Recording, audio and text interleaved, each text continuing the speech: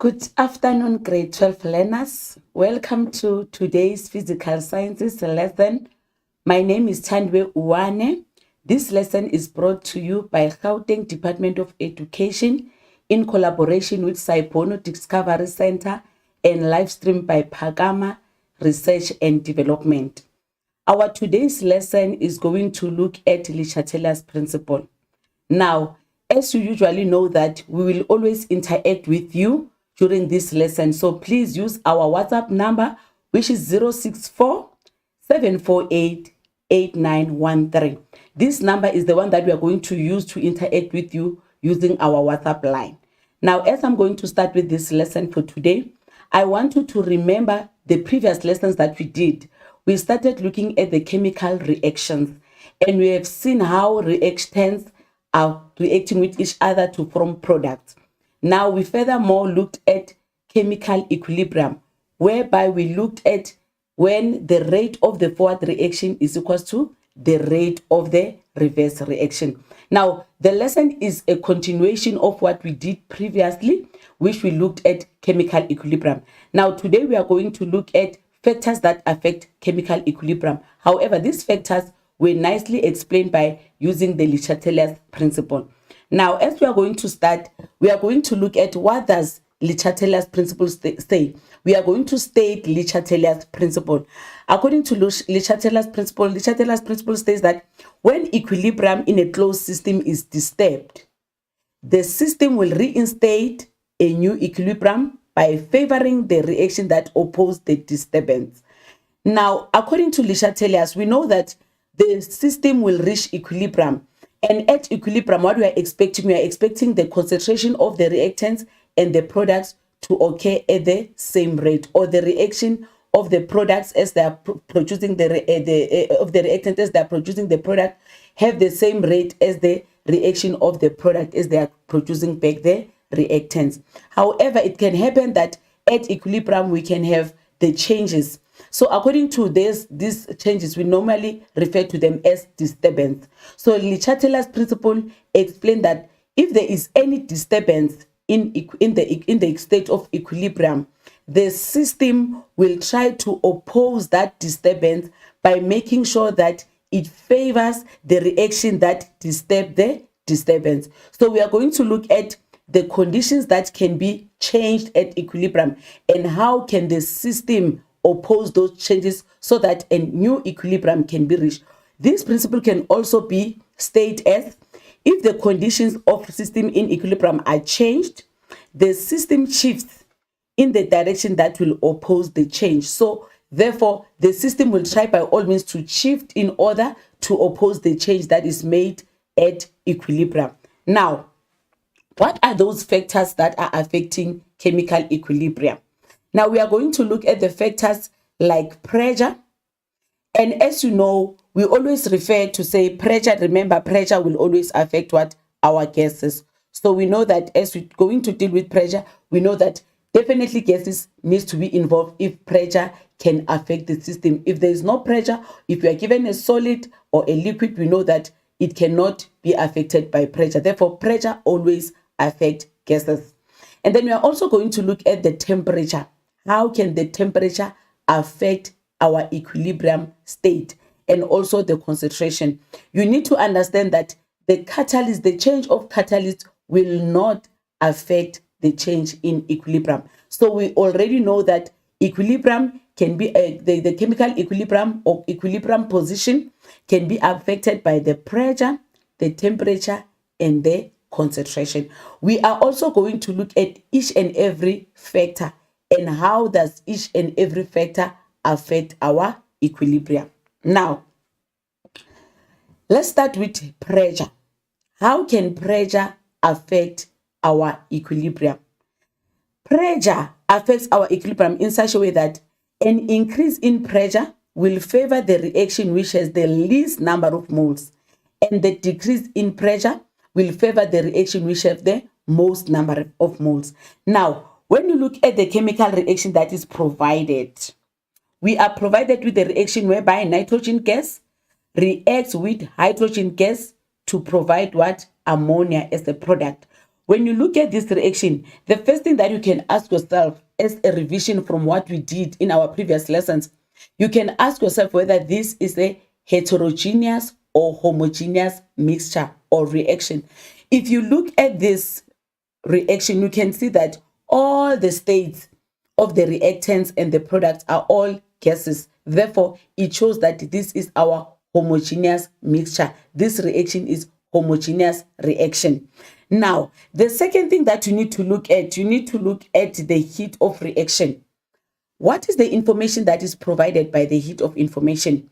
From our grade 11 knowledge, we know that the heat of reaction will always tells you whether the reaction is exothermic or endothermic. Previously, we have defined what is exothermic and endothermic. And we have seen that when you talk about endothermic reaction, is the reaction that absorbs energy from the surrounding. And exothermic is the reaction that releases energy. Therefore, what does delta H tells you, or the heat of reaction? We know that if the heat of reaction is greater than 0, it means the type of reaction is going to be endothermic reaction. However, if the delta H is less than 0, our reaction will be exothermic reaction. So when you look at the given reaction in front of us, you can see that now our delta H is less than 0. So immediately when the delta H is less than 0, it means we already know that this is our endothermic reaction. So we already know that the reaction that is given is endothermic reaction. It's very important that you are able to look at the reaction and also say something and interpret the reaction with all the information that is provided to you, because you will need this information as you move on with your questions. So it is very important that immediately when you are provided any type of reaction on any chemical reaction, you check firstly whether that reaction is endothermic or exothermic. You can also check whether it's homogeneous or heterogeneous reaction.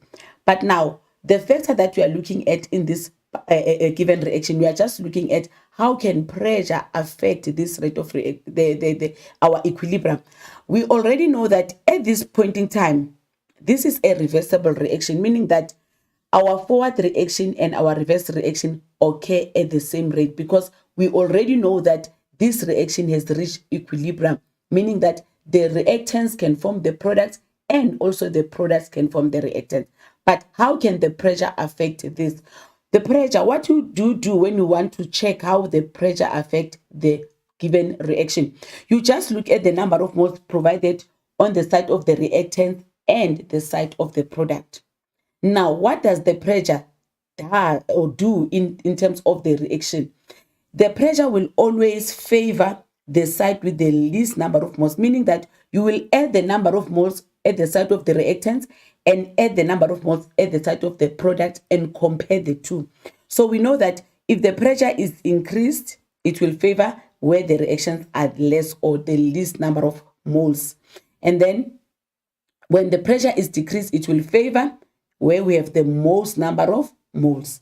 Now, if you look at this reaction, you can see now that when you look at the side of the reactants, we have 1 mole of nitrogen gas reacting with 3 moles.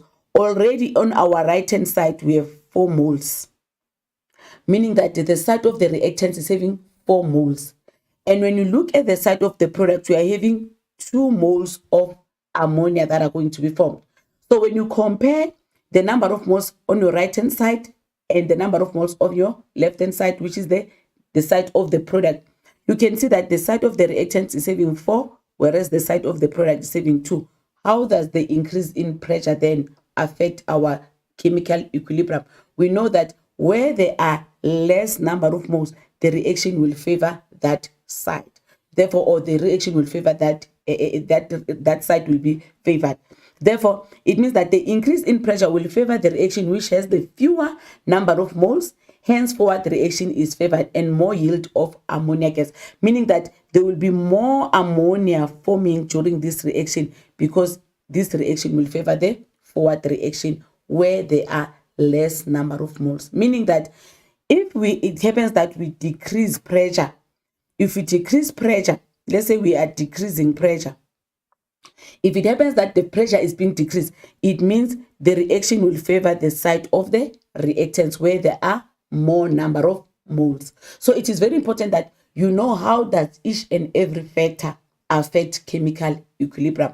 And you also know which side will be favored, which side will the equilibrium position shift to. So it means as we are increasing pressure, according to our example, we are making sure that now we are favoring the side where there will be least number of moles, which means more product will be formed as we are going to increase our pressure, because on the side of the product, that's where we find the least number of moles. Let's look also at another example where we look at the effect of pressure in our chemical equilibrium. Now, what happens if pressure is decreased? The first thing that you know is that when the pressure is decreased, what you are expecting to check the number of moles both sides, on the side of the reactants and the side of the product. Where there are more number of moles, then we know that the decrease in pressure will favor that side. However, it is very important that always you check the number of moles both sides to check whether that side is favored by the increase or the decrease in pressure. So when you look at the reaction that is provided, nitrogen reacts with oxygen gas to give us nitrogen oxide. This is also another example of homogeneous reaction. Now let's look at the number of moles on the side of the reactants and also on the side of the product. We have 1 mole of nitrogen gas reacting with 1 mole of oxygen gas to give you 2 moles of nitrogen oxide. Therefore, you can see that if you say 1 plus 1, we have 2 moles this side, and also this side you have 2 moles. So you can see that in this example, both sides have the same number of moles, meaning that on our left-hand side we have 2 moles, on our right-hand side we have 2 moles. Therefore, how will the pressure affect such type of a reaction? It means there won't be any effect in this regard. Why? Because we know that the increase must favor the side which has the more number of moles. And in this case, both sides have the same number of moles, meaning that there won't be any effect in terms of increasing or decreasing the pressure. So it is very important that you always check both sides of the sides of the reactants and the side of the product to compare which one will be favored by pressure. If the two sides have the same number of moles, it means there won't be any effect in terms of the increase or decrease of pressure. Therefore, it is very important we can go back and say, how does pressure affect the chemical equilibrium? We know that the increase in pressure will always favor the reaction where there is the least number of moles, and the decrease in pressure will always favor where there is most number of moles or greatest number of moles. Now, let's look at the second factor. Let's look at now, how does the temperature affect the chemical equilibrium? Remember, when you change one of the factors, you are already disturbing the equilibrium, the chemical equilibrium. Therefore, according to Le Chatelier's principle, the system will definitely try and oppose that change by shifting to the side which will oppose the change. So what is going to happen? We will always look at the given information in terms of the temperature. So how do you deal with temperature? The first thing that you have to check when you deal with temperature, you have to check whether the forward reaction is exothermic or endothermic. You will be given in terms of the heat of reaction. Then the next thing that you're going to know is how will the increase and the decrease in temperature, because that is the change that you will have at your equilibrium, and how will it affect the chemical equilibrium or your equilibrium position or your state at equilibrium. I will use all this weight so that if the examiner say the position of equilibrium or the state of equilibrium or the chemical equilibrium, you know exactly what we are talking about. Now, the increase in temperature will favor the reaction that absorbs energy. Immediately when I say the increase in pressure, the increase in temperature will favor the reaction that absorbs energy, you will ask yourself, which reaction, by the way, absorb energy? When I started, I said you must remember the type of reaction that we explained in our previous reactions, which is what you also did last year in grade 11, in terms of endothermic and exothermic reaction. So between endothermic and exothermic reaction, which one absorbs energy? We know that endothermic reaction is the one that absorbs energy. So meaning that the increase in temperature will favor endothermic reaction. Therefore, the decrease in temperature will favor exothermic reaction, whereby the reaction that releases energy. So that is the first thing that you're going to look at.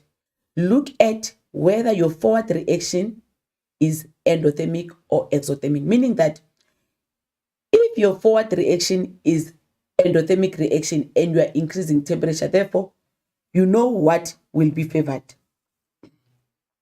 I have used some abbreviations or some acronyms for you to always remember what happens when you increase the temperature and which reaction will be favored when you increase the temperature, as vice versa when you decrease temperature. So we are going to use words like intimendo and tendeto, eteto, mezzo. Now, when we look at intimendo, in represent increase in temperature, tem represent temperature, and end represent endothermic. So increase in temperature favors endothermic reaction. That is intermendo. Inter, in for increase, tem for temperature, endo for endothermic reaction. So intermendo will assist you to remember how does the increase in temperature affect your chemical equilibrium, or which reaction will be favored when you increase the temperature. Then detomexo, whereby de represent decrease, or detemexo, de represent decrease, tem represent temperature, and exo represent exothermic reaction. So detomexo will assist you to remember what happens when you decrease temperature, or which reaction will be favored as we're gonna decrease our temperature. So it is very important that you already know, because this is the information that the examiner will expect to see when you answer this question in terms of Le Chatelier's principle, when you explain how does each factor affect the equilibrium position or chemical equilibrium. Not forgetting the definition definitely of chemical equilibrium, meaning that immediately when the equilibrium position is disturbed, then the system will try and oppose that change by favoring the side that will oppose the change. So the increase in temperature in our regard will favor the endothermic reaction, and the decrease in temperature will favor the exothermic reaction. Let's look at the example now when we look at the effect of temperature. How will the increase in temperature affect the following reaction? The first thing that you look at the heat of reaction. From this reaction, you can see that the heat of reaction is the delta H is greater than 0. And when the delta H is greater than 0, it means endothermic, the forward reaction is our endothermic reaction. And what else do we know? We know that the increase in temperature favors endothermic reaction. Therefore, if the increase in temperature favors endothermic reaction and our forward reaction is also endothermic reaction, therefore, it means the side of the product will be the one that is favored by the increase in temperature, because our reaction will favor endothermic reaction, which is our forward reaction. What is our forward reaction? Our forward reaction is the reaction that produces nitrogen oxide, or NO gas. Therefore, the increase in temperature will favor the forward reaction, which is our endothermic reaction. So it is very important that the first thing you find out whether your reaction is endothermic or exothermic first. And the second thing you check what is the change. Is the temperature increased or decreased? Because immediately when you find what is the change, you will know exactly what is it that you must talk about. If the change is the decrease, we know that it means the temperature will favor exothermic. And in this regard, our exothermic reaction is our reverse reaction. So this one represents exothermic, as this one represents endothermic. So our forward reaction is endothermic and our reverse reaction is exothermic. And the increase in temperature will favor endothermic reaction, favoring our forward reaction. The decrease in temperature favors exothermic reaction. In this regard, it was going to favor the site of the reactants. So you need to explain in terms of what do you see in terms of the heat of reaction when you talk about the temperature affecting the rate, the chemical equilibrium. And you also need to say immediately when there is that change, which reaction will be favored in terms of the site of the reactants and the site of the product. Therefore, you can conclude to say which site is favored. Now, an increase in temperature will favor the reaction that will absorb energy. And in this case, which is our endothermic reaction. Therefore, forward reaction is favored, which is endothermic reaction. So, definitely, there are two things that are involved in terms of comparing with the temperature. Firstly, you check your forward reaction, whether it's endothermic or exothermic. Secondly, you check how that factor in terms of temperature was changed. And then thirdly, you say which reaction will be favored according to the disturbance that occurred at equilibrium. Now, let's look at the effect of temperature. It is very easy to work with temperature and also work with pressure because they normally work almost one and the same way. But when you increase the temperature, when the concentration of any of the reactants or products at equilibrium, reaction is changed. The equilibrium mixture composition changes in order to minimize the effect of the concentration change. Meaning that when you change the concentration of the reactant or when you change the concentration of the products, the equilibrium will oppose that change by minimizing the change in that concentration. Like if you increase the concentration of the reactants, for example, reactant species or reacting substances, that will cause the forward reaction, the resulting in the formation of more products. So it means when you increase one of the reactants, the equilibrium will favor the forward reaction, which will make more products. So it means as you are increasing the site of the reactants, the site of the reactants will not be favored because the equilibrium position will shift to the side that will release the stress. So it means that as you are increasing one of the reactants, the equilibrium will favor the forward reaction, which is the site of the product. And as you are increasing the site of the product, the equilibrium will do what? Will favor the site of the reverse reaction. Meaning that if it happens that there is a reaction and you increase the site of the reactant, one or both of them, you are favoring the forward reaction because you are favoring the site whereby the reactants will be, the concentration is decreased. And when you are favoring when you are increasing the site of the product, you are favoring the site of the reactant. So the equilibrium will shift to the site of the reactant. Let's look at the example. Now, how does this concentration affect equilibrium position?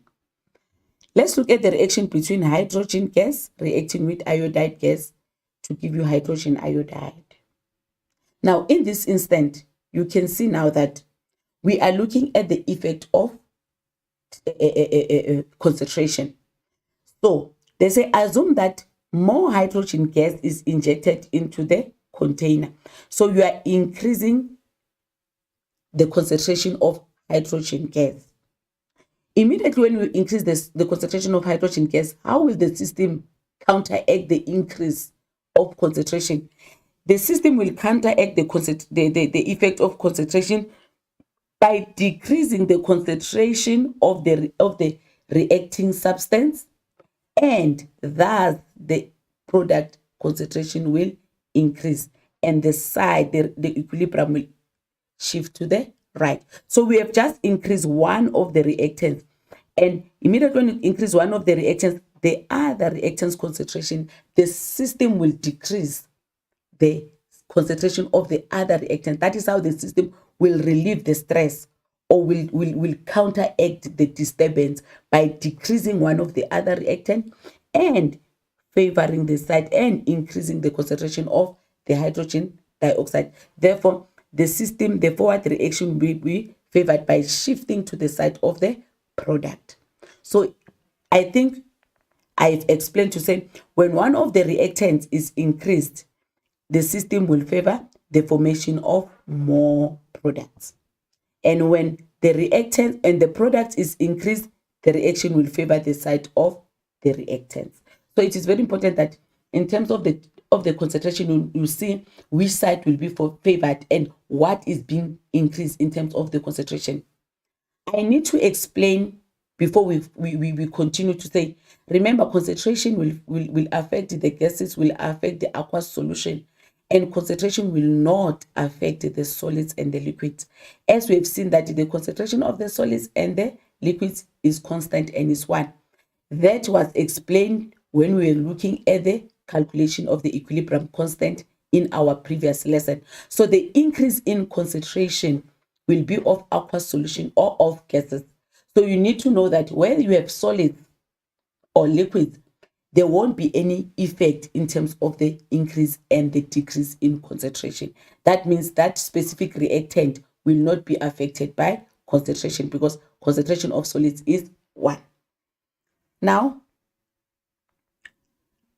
let's look at the summary of what will happen if one of the factor at equilibrium is being changed or equilibrium position is being disturbed. The first thing that I want us to remember is to state Le Chatelier's principle.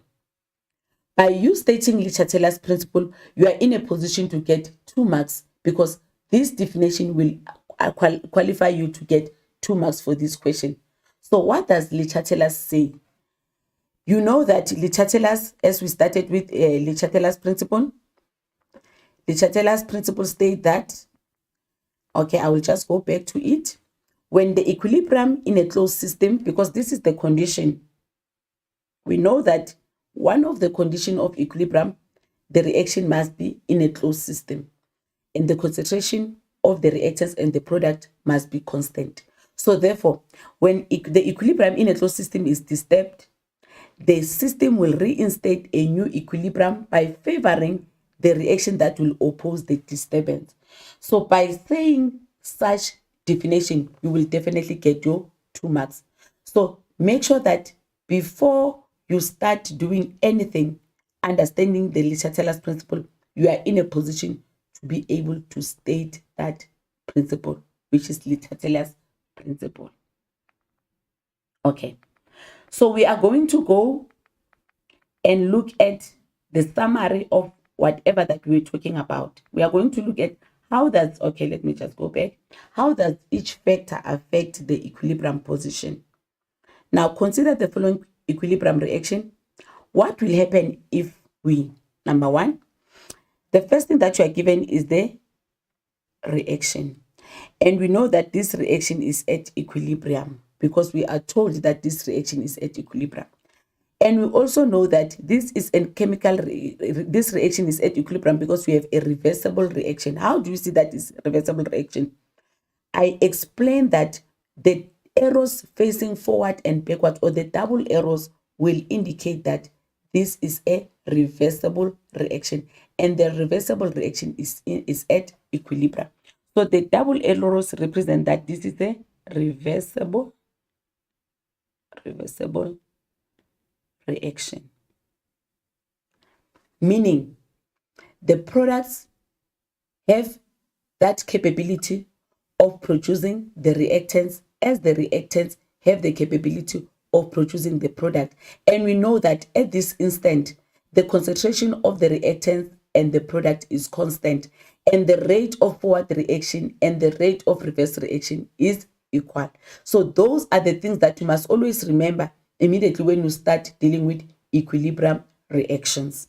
Now, the second thing that we have to look at, as I said, we're going to look at our heat of reaction.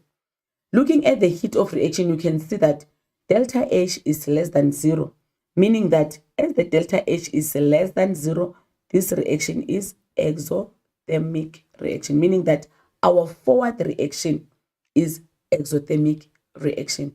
What does exothermic reaction say? Exothermic reaction is the reaction that releases energy. Therefore, how do we see that? We look at the delta H. If the delta H is less than 0, definitely we know that this is exothermic reaction. Now, what I'm going to do, I will just give you 5 minutes just to discuss how will each of the following changes affect equilibrium. And then after you have looked at your own answers, we are going to come back and check how will each change affect our equilibrium reaction. So starting from now, for 5 minutes, because I want you to do from number A up to number F, we are going to look at how will each factor affect our equilibrium reaction. And then after 5 minutes, we'll come back and then we'll discuss these changes, and then we will also compare with the answers that you have already written in terms of the changes that affected this specific reaction. So we are going to start now our 5 minutes.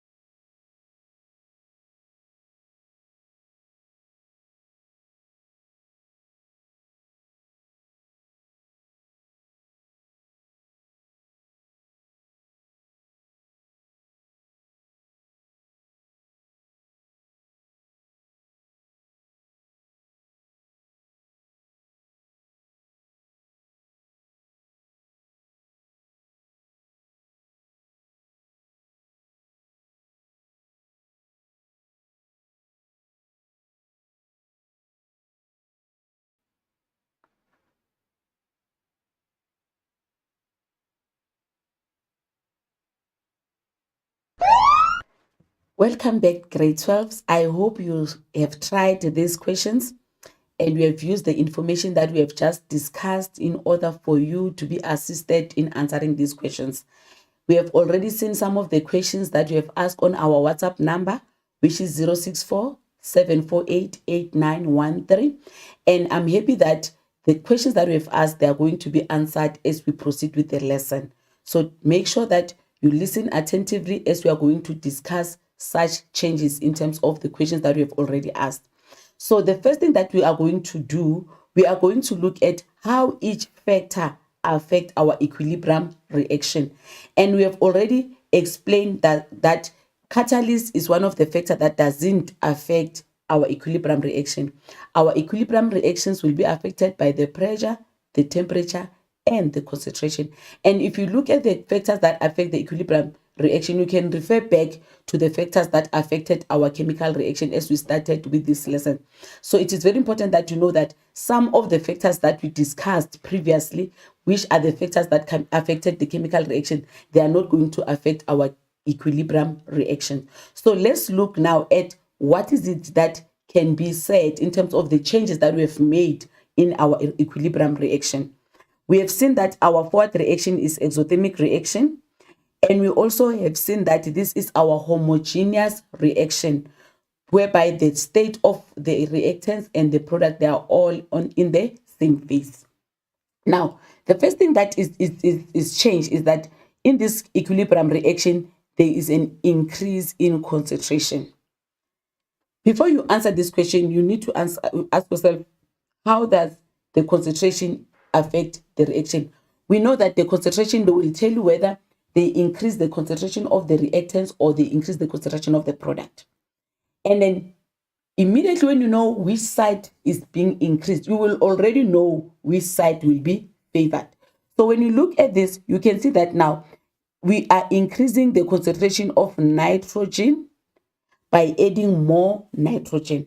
If you are increasing the concentration of nitrogen, you will check whether the nitrogen is on the side of the reactants or the side of the products. Now, when you look at our reaction, the one that we are provided, you can see that now your side of the reactants is the one that is having the nitrogen gas. Therefore, as the nitrogen gas is increasing, we already know that the system will decrease the concentration of hydrogen gas. And by decreasing the side of the concentration of the hydrogen gas, then the system will shift to the right, favoring our forward reaction, which is the production of ammonia. So it means we'll have more of ammonia or more yield of ammonia in this forming in this reaction because we have increased one of the reactants. We have increased the concentration of one of the reactants. The question can also come and say, what will happen if we increase the concentration of nitrogen in terms of the hydrogen? We know that as we are going to increase the concentration of the nitrogen, we expect the concentration of hydrogen to decrease, which will increase the concentration of ammonia, which is our product, and the forward reaction will be favored. So in this regard, we are looking at which side is being changed or which concentration is being changed. Is it the concentration of the reactants or the concentration of the product? So for number A, we know that as we are going to increase the concentration of nitrogen, we are going to get more yield of ammonia because the system will decrease the concentration of hydrogen gas and the right-hand side will be favored, meaning that the forward reaction will be favored by producing more ammonia gas. Now, number 2 says, increase the concentration of hydrogen. We know that as we're going to increase the concentration of hydrogen, definitely we're going to decrease the concentration of nitrogen, which is the same because hydrogen is also on the side of the reactants. So as we are going to increase the concentration of hydrogen, we are going to decrease the system itself because it will counteract that change. It will decrease the concentration of the nitrogen gas and making sure that ammonia is more yielded in this reaction. So we are going to find that ammonia is going to be more in this reaction. The reaction will favor the forward reaction because we have explained that if you increase the concentration of the one reactant species or substances, the reaction will favor the forward reaction, which is the formation of the product. So more ammonia as the product will be formed, or will increase in terms of the concentration, because the reaction favors the forward reaction. The increase in concentration of ammonia. Now we can see that ammonia is now our product, and we have agreed that if we increase the side of the product, the reaction will favor the side of the reactants. And in this regard, our reactants is our reverse reaction. So it means now that increase in ammonia, which is the side of the product, will favor the reverse reaction, because it will increase the side of the reactants. So that is exactly what Le Chatelain said. Le Chatelain said immediately when you make a disturbance in one of the side, the equilibrium position will shift to the side which will oppose that change. So therefore, the increase in ammonia's concentration will favor the reverse reaction. This is exactly what we have explained when we started our reaction. Then, when we increase the temperature, what happens when we increase the temperature? Remember, we have explained that the increase in temperature in terms of intermendo and determexo. Okay. So we know that the decrease in temperature will favor exothermic, and the increase in temperature will favor endothermic. Now, the first thing that we know is that we are increasing the temperature, and we know that the increase in temperature favors endothermic reaction. Now, what is our forward reaction? Which one is the endothermic reaction? Is our endothermic reaction a reverse or a forward reaction? What is it that will tell us whether forward reaction is endothermic or exothermic? We will look at the heat of our reaction. According to the information that is provided in terms of the heat of reaction, we have seen that this reaction, the forward reaction, is exothermic reaction. Therefore, already by increasing the temperature, you are favoring the reverse reaction, which is endothermic reaction.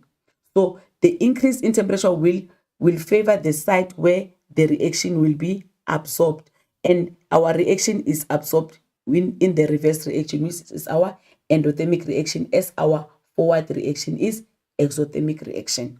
That is very important, because immediately when you understand what is the forward reaction, you will know what does the increase and the decrease in temperature do to your reaction. So the side of the reactants in this regard will be favored, because our forward reaction is exothermic, and the increase in temperature will favor endothermic reaction. Therefore, the reverse reaction will be favored.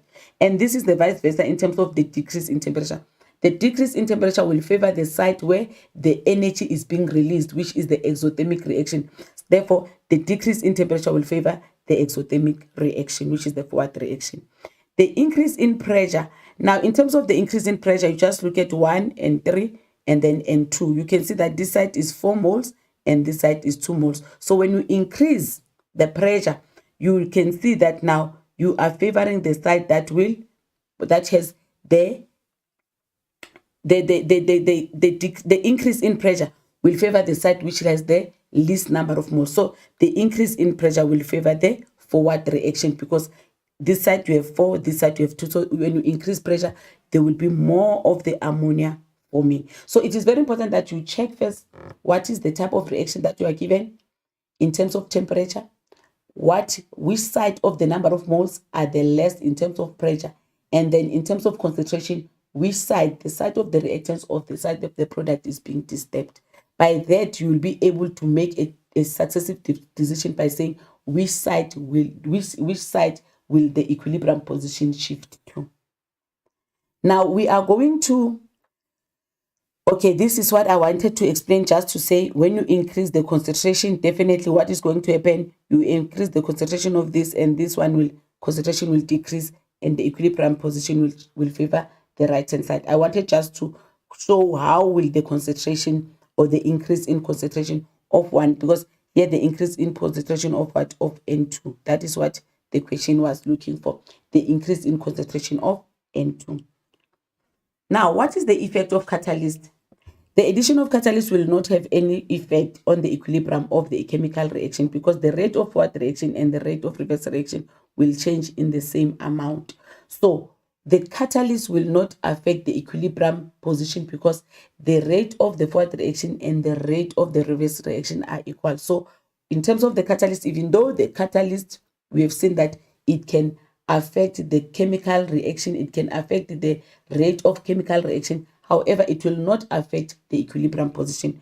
When a catalyst is used in a reaction takes place, the lower activation energy. That's why the rate of forward reaction and the rate of reverse reaction increases, then the condition of equilibrium it will be reached sooner, but it will not even change the value of Kc. Now, we need to also remember that I explained in our previous lesson that chemical equilibrium constant will only be affected by temperature. So whether you increase the volume, which in terms of decreasing decreasing the pressure, or decreasing the volume in terms of increasing the pressure, in terms of the Boyle's law that we did last year, we are not going to affect the equilibrium constant. And also in terms of the changing of concentration, we are not going to affect the equilibrium constant. But we know that those factors are affecting the equilibrium reaction, but not our Kc, which is our equilibrium constant. Kc is only affected by what? Is only affected by the temperature. So it is very important that you know that what affects our Kc is only the temperature. The change in temperature is the one that will affect our equilibrium constant. Now, let's look at the following summary in terms of the factors that affect our equilibrium reactions. We say the increase in concentration of reactants, in terms of the concentration, forward reaction is favored. And the increase in concentration of the products, reverse reaction is favored. This is very important because you will already know in which side will the equilibrium shift to. Will the equilibrium shift to the side of, if the equilibrium shifts, it means it favors that side. So you will know that the equilibrium will favor the side of the reactants or the side of the products. Then the increase in concentration of the products, we know that the reverse reaction is favored.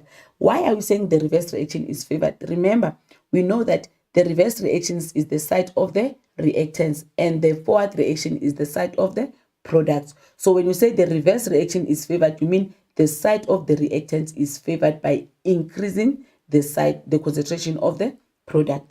Then vice versa, when we decrease concentration of the reactants, when we decrease the concentration of the reactants, this is very important. As we're going to decrease the side of the concentration of the reactants, then the reverse reaction is still favored, meaning that as you decrease the one of the reactants, you are favoring the side of the reactants again, because the equilibrium position will shift in order to oppose that change. And when you decrease the concentration of the product, the forward reaction will be favored. So this revision is very important in terms of understanding how will the concentration affect the equilibrium reaction in a way that you increase the side of the reactants or the side of the product. That is very important because you need to know which side is being increased, which side is being decreased. And as that side is being decreased or increased, that is the disturbance that will be found at equilibrium. And as the equilibrium discover that change or discover that stress, the equilibrium will shift in order to oppose that stress. So very important that you check what is it that is changed and which side is being changed, especially when you're dealing with what? With concentration. Now, in terms of the temperature, we know that the increase in temperature will always favor the endothermic reaction. So in this case, you will check whether your endothermic reaction is your forward reaction or your reverse reaction. If your forward reaction is endothermic, therefore the reaction will favor forward reaction. However, if your forward reaction is exothermic, then the reaction will favor reverse reaction. That is very important to just take some breath or take some deep breath and check what exactly is the change at equilibrium, and also what is our forward reaction, whether forward reaction as being endothermic or exothermic. And then you will end up understanding which side will be favored by the change in the increase or the decrease in temperature. Then we know that the temperature decrease favors exothermic reaction. So we know that if you are favoring the temperature, you check which side is endothermic, which side is exothermic, as I explained with the first explanation of the increase in temperature. Pressure, if you increase pressure, you check in the reaction which produces lowest or least number of moles. And then if you decrease pressure, you know that the reaction will favor the side with more number of moles.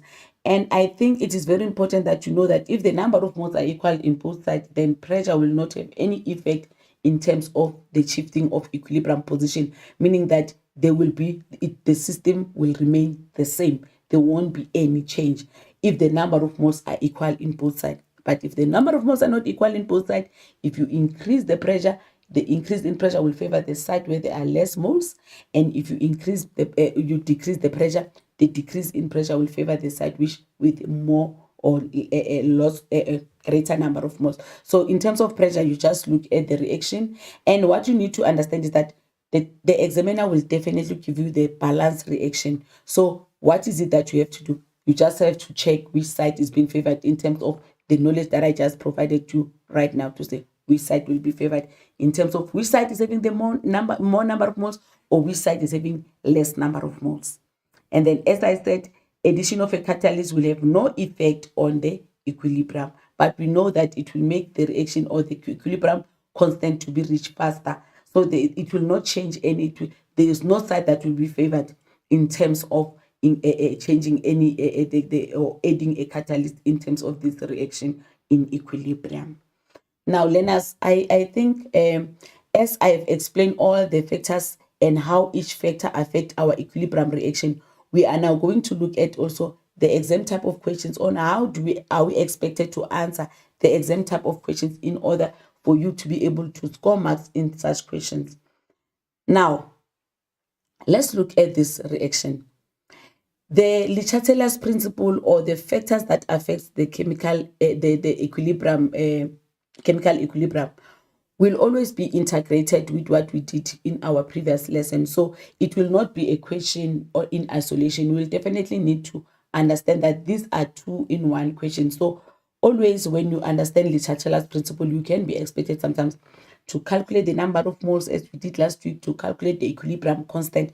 So this is a question that will be integrated always in our chemical equilibrium, and the Le Chatelier's principle or the changes or the disturbance at equilibrium can be asked in the same questions where we are calculating our equilibrium constant.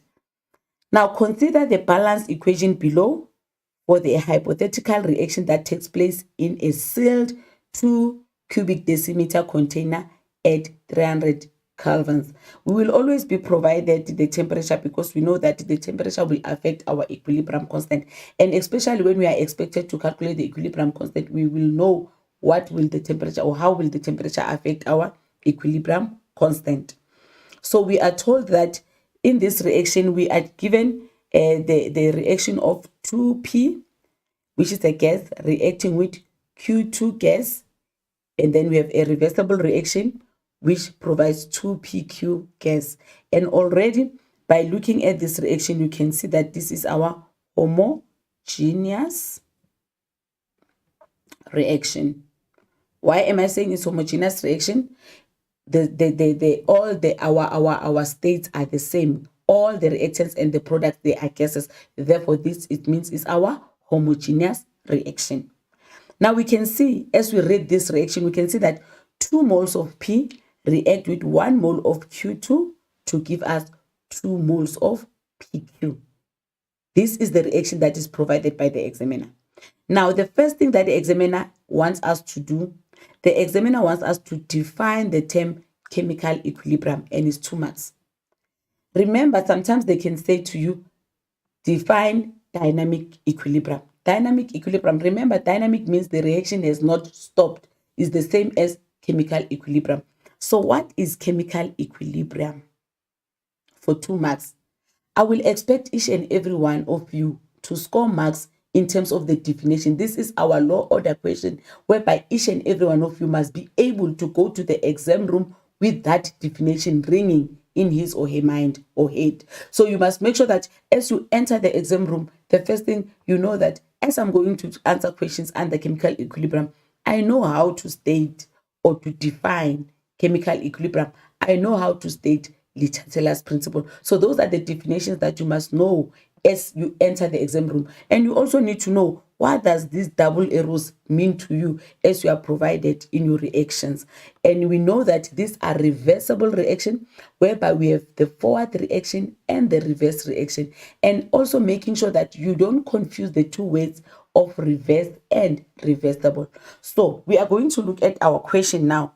The first thing that you know as we are going to define chemical equilibrium is when the rate of forward reaction is equals to the rate of reverse reaction. So we know that when the rate of forward reaction is equals to the rate of reverse reaction, obviously it will be in a closed system. Therefore, we know that we have reached our chemical equilibrium. Then the second question says, the amount of each substance present in equilibrium mixture at 300 Kelvin is shown in the table below. So we are provided with the amount of a substance. I think by now we know that the amount of a substance indicates the number of moles. So then we know that moles are the amount of substance the amount indicates the amount of a substance. So we are given the number of moles of each substance at equilibrium. We are told that we are having at equilibrium mixture, we are having P is 0.8 moles, Q2 is 0.8 moles, and PQ is 3.2. This is before there was a disturbance at equilibrium. Then the temperature in a container is now increased. So you can see that now from 300, they moved to 350. So they've increased the temperature. And we know that the increase in temperature will definitely affect our equilibrium constant and our equilibrium position. So there is now a change in equilibrium. So it means now it was 0.8 before we increased the temperature to 350. Then when the new equilibrium, why are they saying the new equilibrium? Remember, as they are increasing the temperature at equilibrium, the equilibrium will oppose that change by favoring the side that will oppose that change, and a new equilibrium will be reached. So at equilibrium, we are having 0.8 of P, 0.8 of Q2, and 3.2 of PQ. However, at new equilibrium now, it is found that 1.2 of P or 1.2 moles of P gas is present in a container. That is very important. You know that last week or in our previous lesson, we were looking at how do we calculate our equilibrium constant, and we used a table to calculate our equilibrium constant in terms of the number of moles that are present. So we are going to use the same information that we used previously in terms of how do we calculate the equilibrium constant in terms of this. So we are told that at the new equilibrium is only 1.2 moles of P. So we are only given P as our reactant because P is our reactant and Q2 is our reactant and PQ is our product. Now, in this regard, what must come into your mind? You must remember, how do we calculate Kc? And then what is it that we are using as the Kc expression in terms of Kc being equals to the concentration of the product divided by the concentration of the reactant. And you must check which side is the reactant. You must check which side is the product. Now they're saying, is the heat of reaction positive or negative? Remember, as you are going to increase the temperature, definitely the equilibrium will favor the side where the temperature is going to be decreased. So the forward reaction that as you are going to look at this will be negative, which is going to be our exothermic reaction.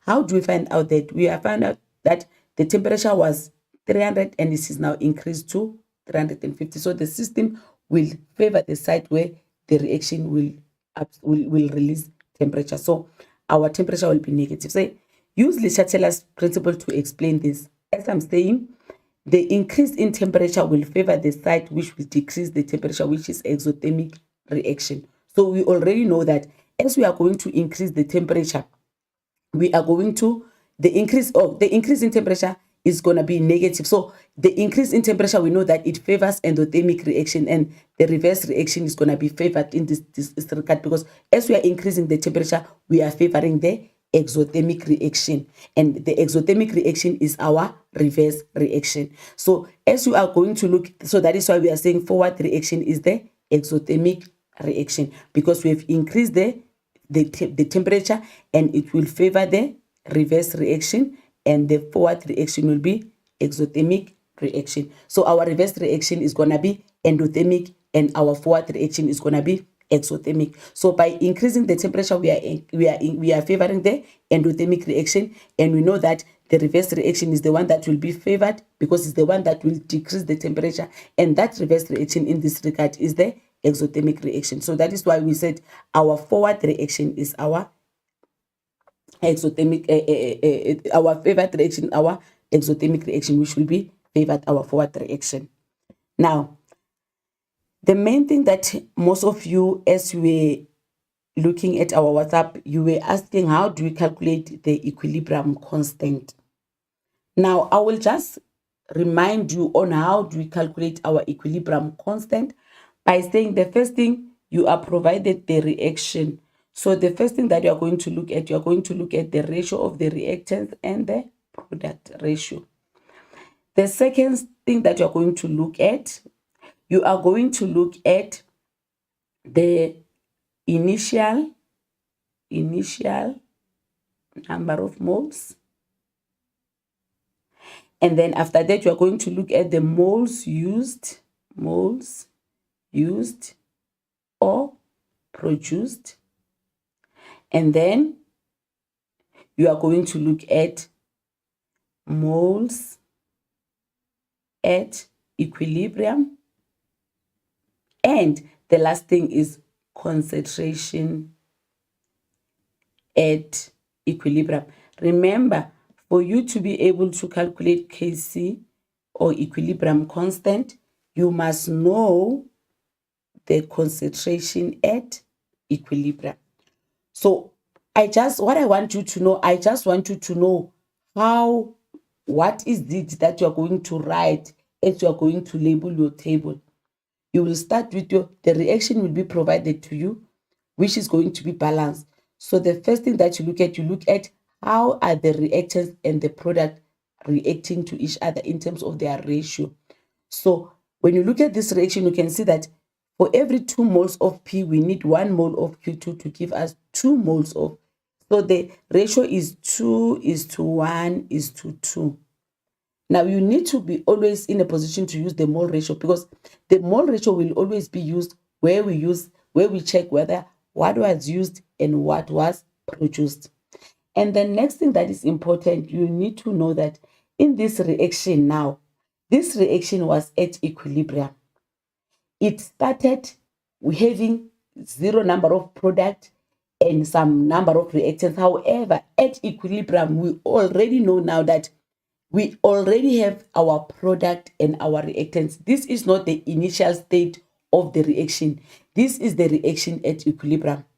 And I explained that at equilibrium, we'll find the reactants and the product. So you need not to confuse with the reaction initially before it reaches equilibrium, where we didn't have any product. In this instant, you need to know that now we are having both the reactants and the product. Why am I saying that? Because we are at equilibrium. Now, what happened? The only thing that happened at our equilibrium is that as we reached our state of equilibrium, one of the factor was changed, and that was temperature. So the reaction now is now disturbed, and what is going to happen? The reaction will oppose that change until the new equilibrium is reached. So that is why the examiner said at new equilibrium. This is our first equilibrium, and this is our second equilibrium. So at new equilibrium, it is found that 1,2 moles of P was formed. So we are not starting from 0 product as we normally do when we initially start the reaction. We are now starting at equilibrium where we have products and reactants. So initially, we'll have both products and reactants because we are at the first equilibrium, whereby we are going to form the second equilibrium. So as we are going to calculate our equilibrium, and it is 8 marks. This 8 marks is, you know that you will easily get it by know that what did you have initially, what have you used or produced in terms of the mole ratio, what are the number of moles at equilibrium, and then we find the concentration at equilibrium. So as we are going to look at this, let me just go to this one. We know that initially we have what? We have 0.8 of moles of P, we have 0.8 moles of Q2, and we are provided 3.2 moles of. You need not to be confused now that, but ma'am, you said at the beginning or initially we don't have a product. Remember, this is the reaction at equilibrium. So this is the first equilibrium, and the reaction was disturbed and the new equilibrium was formed. So we already have our product at equilibrium. That is why our product initially is now 3.2 and not 0. Then we are told that now, as I'm going to go back a little bit,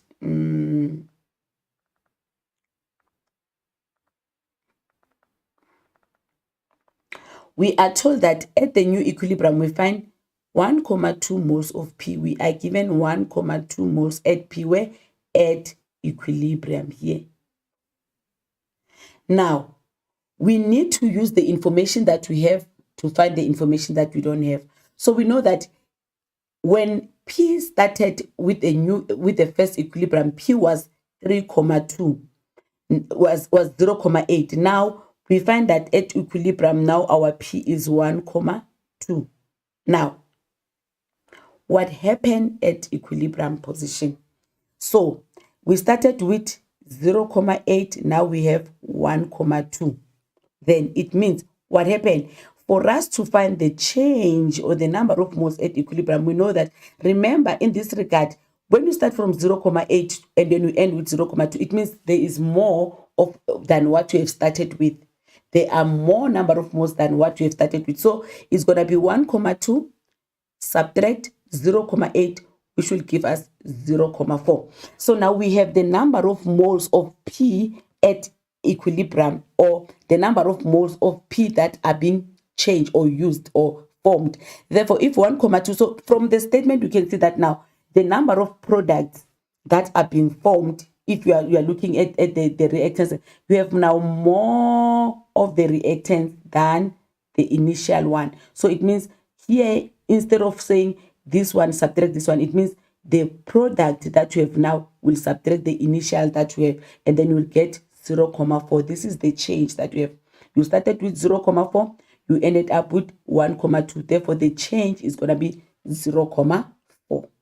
Then, if the change is 0.4, which is for P, the reaction reacts as P. The reaction of P is for every 2 moles of P, we have 1 mole of Q2 and 2 moles of PQ. So the ratio is 2 is to 1 is to 2. So therefore, if we have 0.4 of P, therefore, how many of Q2 are going to have? It means it's going to be X, and then you cross multiply. So it means it's going to be divided by 2. So you already see that for Q2, you'll have 0.2, which is the ratio of 2 is to 1. So for every 0.4, you have 0.2. Therefore, the ratio between P and PQ is 2 is to 2. Therefore, if you have 0.4 of P, it means you'll also have 0.4 of PQ, because they are reacting in the same ratio of 1 is to 1 or 2 is to 2. So immediately when you know one of the number of moles, whether P or PQ, you already know the other.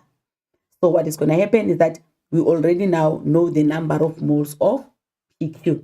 So we know the number of moles used or produced. Therefore, we started with 0.8 and then we use 0.2, or 0.2 was formed, then we end up with 0.1. So it's 0.8 plus 0.2, which gives us 1.0. Because as you can see, immediately when you start with a smaller number and you add with a bigger number, it means we have added, we have produced whatever that you didn't. We didn't have 0.4 initially, we didn't have 0.2, so we are going to add the 0.2 and the 0.4, because as you look at the number of moles at equilibrium, you can see that there are more than the number of moles that we started with. So it means we have produced some number of moles of the side of the reactants.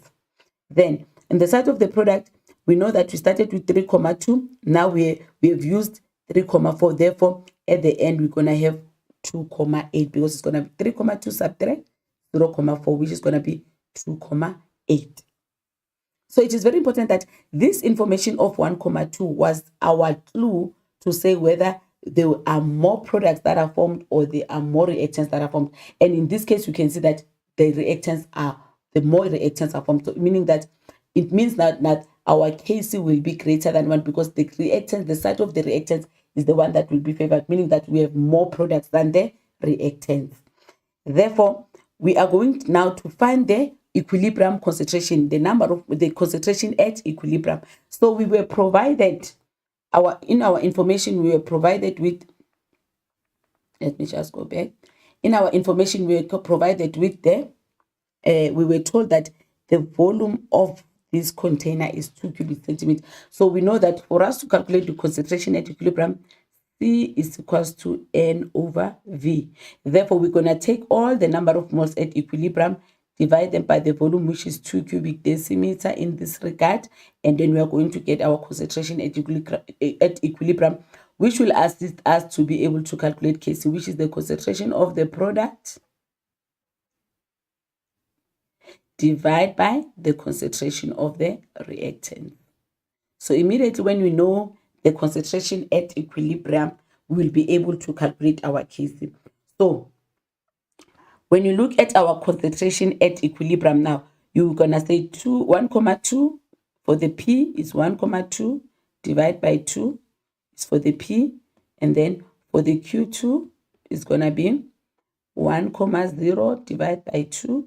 And for the PQ is going to be, which is PQ, is going to be 2,8 divided by 2. So we divide the entire number of moles at equilibrium by the volume. So every equilibrium here, every number of moles at equilibrium will be divided by 2 to get. So 1,2 divided by 2, you're gonna get 0,6.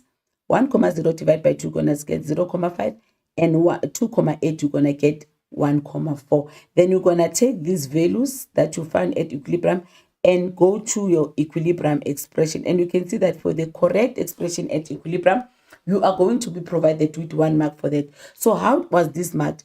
We have marked that we have been able to use the ratio. You were able to also to get the 0,4, which is the difference between 0,8 and 1,2. And then you also were able to find the difference between this at equilibrium, and then by dividing all the number of moles at equilibrium by the volume, you also get another mark. So for the table, is going to be 1, 2, 3, 4, 5 marks. So for the table, just understanding the table, you can be able to get 5 marks for this question. And then as you're going to go to your equilibrium, you're going to write 1 mark is for the correct expression, whereby is the concentration of the product divided by the concentration of the reactants. Don't forget that our number of moles will become our exponents, and make sure that always you use the calculator because we are dealing with decimals in order for you to calculate the number of moles at equilibrium. So 1,4 squared, remember 1,4 is for the product squared, divided by 0,5 multiplied by 0,6 all squared. So our Kc value is going to be 10,89. That is why I said our Kc value is greater than 1. How did I see? Is because in this regard, our product is the one that is being used and our reactant is the one that is being produced at equilibrium, at the new equilibrium. Therefore, you will see that the Kc value is greater than 10. So it's greater than 1. So the Kc value that is greater than 1 indicates that we have more products than the reactants. You know that if you divide, you know that if we are dividing 1 over 2 and 2 over 1, you know that if there are more of this, then the answer will be 2, and if there are more, this one is going to be 0,5. So this indicates that there are more of the denominators than the numerators, and our denominators are our product as we represent in terms of the case expression, and this one is our numerator. So in this regard, we have more of the products formed than the reactants. That is why in terms of the product, we subtracted from the final from the new equilibrium to the initial equilibrium, but for this one we added from the new equilibrium to the initial equilibrium. So it is very important. So for this Kc calculation, you will get 3 marks. 1 mark for the Kc expression, 1 mark for the correct substitution of the values at the concentration at equilibrium, and making sure that you square where you have to square using the number of moles and the correct answer of Kc. Remember, I explained that the value of Kc doesn't have units because you are dividing mole per decimeter cube with mole per decimeter cube, which is the concentration of the reactants and the concentration of the product. So you will know that if you divide mole per decimeter cube with mole per decimeter cube, you will definitely get 1. So that is why Kc value doesn't have any unit. Let's look at this activity again so that we can also strengthen our understanding of these questions. Now, in this regard, you are provided with carbon dioxide reacts with carbon in a closed system to produce carbon monoxide. Yes, according to the following equation. So the examiner will definitely provide you with the reaction, and that reaction will definitely be balanced for you. Now, you are also provided with the heat of the reaction. We can see that now delta H is greater than 0. So we know that endothermic reaction is our forward reaction. So our forward reaction is endothermic reaction. How did we know? We looked at the heat of reaction, which is greater than 0. Now, you are provided with carbon dioxide gas plus carbon solid to provide you 2 carbon monoxide gas. And when you look at the reaction itself, you can see we have a gas and a solid and a gas. So when coming to the type of reaction, you can see that this one is no longer a homogeneous reaction, but is now a heterogeneous reaction. So we know also, what do you know about the concentration of the solids? We know that the concentration of the solid is 1. And we also know that pressure doesn't affect solids. So those are the kind of information that you need to know before you can start with your questions, or before you can start responding to your question, because the examiner will just provide you with the question, but your task is to interpret that question and ask yourself, what is it that I understand about this question in terms of whether it's heterogeneous or homogeneous, and then in terms of which substances will be affected by pressure, which substances will be affected by the concentration. That is a very important information, and whether the forward reaction is provided as exothermic or endothermic. Now, the 6.1 says to you, what does the double arrow indicate in the equation above? I always explain that this is the equation at equilibrium, and the double arrow will represent what? Will represent reversible reaction.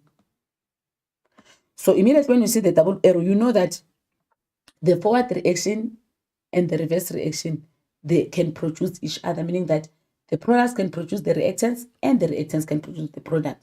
So this is a reversible reaction. So the double arrow represent reversible reaction, not reverse, however, reversible reaction. So you need to definitely know the difference between reverse and reversible. Then the next question says, is the above reaction exothermic or endothermic reaction? Give a reason for your answer. As I said, that as you are interpreting your reaction, you will see that you are also provided with the heat of reaction, which is delta H, symbolized as delta H. So the first thing that we have looked at whether delta H is greater than 0 or whether delta H is less than 0. We know that if delta H is greater than 0, it means our forward reaction, or this reaction, is endothermic reaction. So already we know that this is endothermic reaction. And what is the reason? You can say it is because it's endothermic reaction because you already know the heat of reaction, or you can say the energy is being absorbed because we know that during endothermic reaction, energy is absorbed, or you can also say delta H is greater than 0. So there are many ways of you explaining why you are saying this is endothermic reaction, but that information will only be provided to you by the heat of reaction, which is given as one of the information in the data. The next thing it says, now we are saying initially an unknown amount of carbon dioxide is exposed to hot carbon at 800 degrees Celsius. So the unknown, already we don't know what is the amount. We don't know the number of moles of carbon dioxide initially. And then it's exposed to this hot carbon at 800 degrees Celsius in a 2 cubic decimeter container, which is the volume. And then the equilibrium constant Kc for the reaction at this temperature is 14. What does this equilibrium position tell us, or what is that the value of equilibrium position tell us? Immediately we know that if the Kc is greater than 0, not greater than 1, we know that it means the side of the product is the one that is favored. So we already know that the side of the product is the one that is favored. Our forward reaction is favored. So already we know that there are more products than the reactants. How do we know that? We have just looked at the Kc value. As I've explained previously, that how will you know that? Immediately when you have more products than the reactants, therefore your Kc value will be greater than 1. So already we know that by the Kc value, there are more products than the reactants in this specific reaction. Therefore, it means our forward reaction, which is the side of the product, is the one that is favored. Now, at equilibrium, it is found that 168 grams of carbon monoxide is present. I always encourage you that when you see the number of moles, the first thing that you need to do, when you see the mass and the molar mass, the first thing that you have to do, you need to calculate the number of moles. So at equilibrium, there are 168 grams of carbon monoxide present. So we can change this 168 grams carbon monoxide at equilibrium to the number of moles. And how do you do that? We know that the number of moles is equal to mass over the molar mass. So we can calculate the number of moles at equilibrium for carbon monoxide. And we also know that the number of moles, according to the mole ratio of carbon dioxide and carbon monoxide is 1:2. So we already know the number of moles of carbon monoxide at equilibrium. We can be able to easily find the number of moles of others by looking at what did we have initial. So they are saying here, the question 6.3, which is looking at the Le Chatelier's principle, they say, how will the equilibrium concentration of the product compare to that of the reactant? Choose larger than, smaller than, or equals to. How are we going to know that? As I said, we are going to, the Kc value is provided. So as the Kc value is provided and as the Kc value is greater than 1, it is telling us that now the concentration of the product is larger than the concentration of the reactants, because we know that if the larger number divides the small number, we will still get the positive number, or the bigger number, which is greater than 1. So we already know that the concentration of the product will be larger than the concentration of the reactants, because the Kc expression is provided as the concentration of the product divided by the concentration of the reactants. So if the products are more, therefore the Kc value will be greater than 1. So as the Kc value is provided as 14, we already know that the concentration of the product is more. They say give a reason for the answer, no calculation. So that is why, as I was explaining this, I never calculated the concentration of the product to compare. But I know that if the Kc value is greater than 1, it indicates that the concentration of the product is more than the concentration of the reactant. Now, the question says, calculate the initial amount in moles of carbon dioxide gas present. The information that you are provided will assist you to get the initial number of moles, because remember, they said initially the unknown amount of carbon dioxide is exposed or is present. So we need to calculate the number of moles of carbon dioxide that is present initially. Then before we can do 6.3, I just want 6.4. We're going to end with 6.4. This one, we're going to do it at the last. But I want us to explain 6.5, because I want us to use Le Chatelier's principle in order to answer 6.5. Now, 6.5 says, state how each of the following will affect the yield of the product at equilibrium. Choose from increase, decrease. So how will this factor changes or the disturbances at equilibrium affect the yield of carbon monoxide, which is our product in this regard? already what you must think about, how will the pressure affect this, how will the temperature affect this, and how will also the change in concentration of either the reactants of the product affect the yield. The yield is the production of carbon monoxide. So let's start with the first one. More carbon is added at a constant temperature. When you look at carbon, first of all, you can see that carbon is a solid. And if you are adding more carbon, there is no factor that is being changed, because carbon, you cannot change the concentration of carbon as a solid. The concentration of carbon as a solid is always 1. So it means there is no effect in terms of this regard. So in terms of whether the production of carbon monoxide will increase, decrease, or remain the same, it means there is nothing. So it means there is like you haven't made any effect. So it will remain the same. And the reason is because carbon is a solid, and you cannot, by adding more solid, you are not changing the concentration of the reactant. So the system will remain the same. The equilibrium position will remain the same. There will be no effect in terms of the yield of carbon monoxide. This is very important. So the first thing that we need to recall is that how can we increase the concentration of the solid? And we know that we can't increase the concentration of the solid. By adding more carbon, we are not increasing the concentration of the reactants. Therefore, the system will remain the same, or the equilibrium will remain the same. Then the second question is saying the pressure is increased. We know that when we increase the pressure, also we are not affecting the carbon. Carbon is also not going to increase or decrease. It's not going to be affected in terms of the pressure. So what we're going to look at, you're going to look at the carbon dioxide and the carbon monoxide, which are the two gases that we have.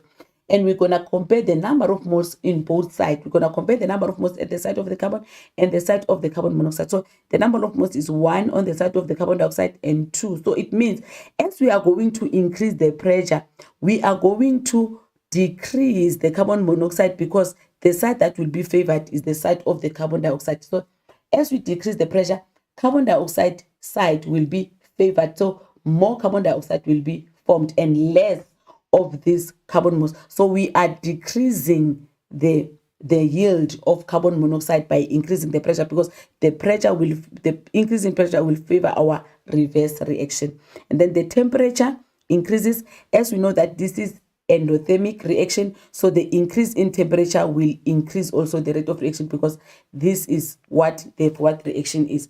So as I was saying, let me just go to this. Okay. As I was saying, that this is our endothermic reaction. So we know that the reason why we are saying is endothermic is because the delta H is greater than 0, and the number of products are larger than, because the Kc is greater than 0, and our reverse reaction is our double line represent reversible reaction. And then, as I said, that this will remain the same, because the changing in carbon will not affect this reaction, and also the increase in pressure will make the carbon monoxide to decrease, and the increase in temperature will favor the forward reaction. Now, as I'm going to look at this, initially we had X number of moles and we never had any product, and then we have find that at a certain we were provided with this. How did we find the 6 number of moles? We find the 6 number of moles by making sure that we use the information that we provided to find the number of moles here. And because we started with nothing and we ended up with 6, it means we have produced 6. So in terms of the mole ratio, the ratio was 1:2. So for every 6, we have 3 number of moles of carbon dioxide. So we now know that the number of moles at equilibrium is going to be the initial subtract the number of moles used, which is X subtract 3 and 6. Therefore, we're gonna have at equilibrium concentration, we're gonna have X minus 3 divided by 2, which is the volume, and 6 divided by 2, which is the concentration at equilibrium. And then we're gonna find the concentration at equilibrium.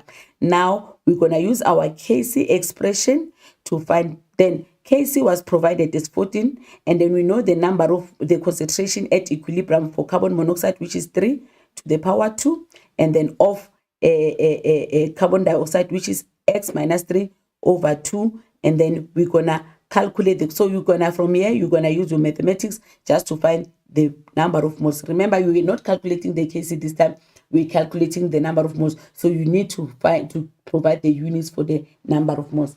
when I was looking at the okay, the questions that are provided most of the time are the questions on equilibrium position, and they will, if they ask about the number, the mass, like if you say what is the mass at the initial mass, you will definitely, it's almost the same as this one, whereby after getting the number of moles, you can convert it to the mass by saying N is equals to M over M, and then the number of moles that are provided, they are going to be, maybe let's say we are looking for mass 2,9, which is equals to M over, which is the molar mass. The molar mass of carbon dioxide is going to be 16 times 2 and then plus 12.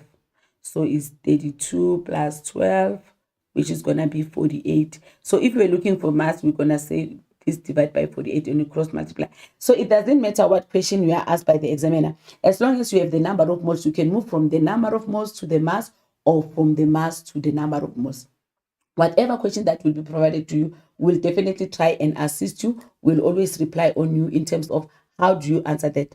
But by so saying, my learners, I think by this two examples that I've given you in terms of the exam type of question, you are able to link the information that we did in terms of the factors that affect equilibrium, and in terms of how do we calculate our equilibrium constant in order for us to get the equilibrium constant, and using the ratio table or the table in order for us to be assisted to calculate the equilibrium constant.